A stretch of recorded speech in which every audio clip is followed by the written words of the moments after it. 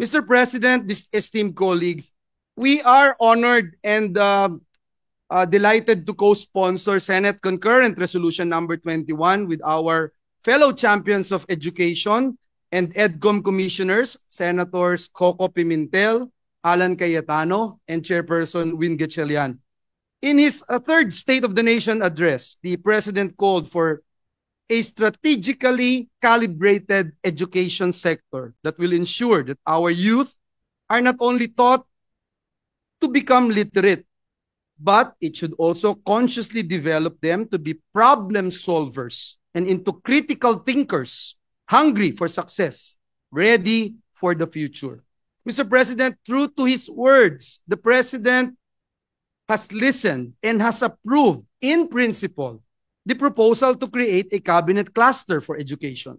He has directed the cabinet cluster to pursue a coherent and system-wide integration of education and workforce development strategy. We are optimistic that this will mark the beginning of a sustainable and transformative approach where our education agencies proactively coordinate their policies, their programs, and reforms together. As outlined in Year 1 report of Education Commission 2, effective coordination among our education agencies continues to fall short despite years of operating under a trifocalized system and several attempts to address these gaps. Our education system's weaknesses are no longer abstract, Mr. President. They are now painfully reflected in the results of the 2024 Functional Literacy, Education, and Mass Media Survey conducted by the Philippine Statistics Authority. In fact, Mr. President, in 2024 alone, 5.58 million high school graduates were identified to be not functionally literate. What's even more concerning is that a total of 19 million people aged 10 to 64 years old across the country are considered not functionally literate due to their lack of comprehension skills. The statistics breaks my heart, Mr. President, as a passionate advocate for the education sector and more so as a parent myself.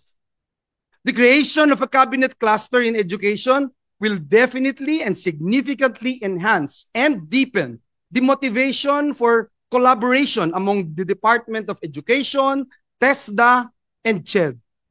Drawing from my experience as former TESDA Secretary, Mr. President, I have seen firsthand how the actions of one agency can impact the entire education system.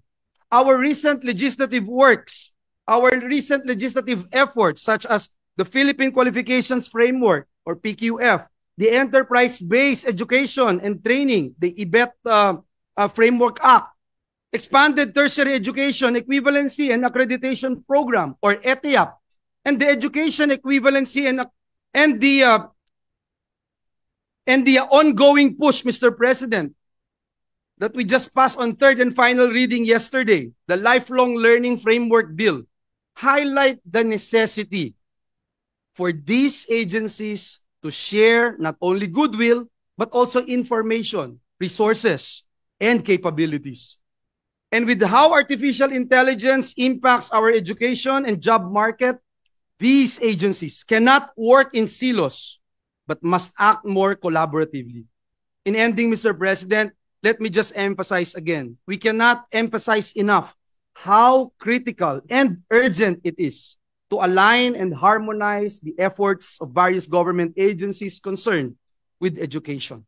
In doing so, this shall ensure that plans and solutions for the sector are holistic, learning targets are monitored and evaluated, the use of resources for the sector is rationalized, and reforms are properly implemented.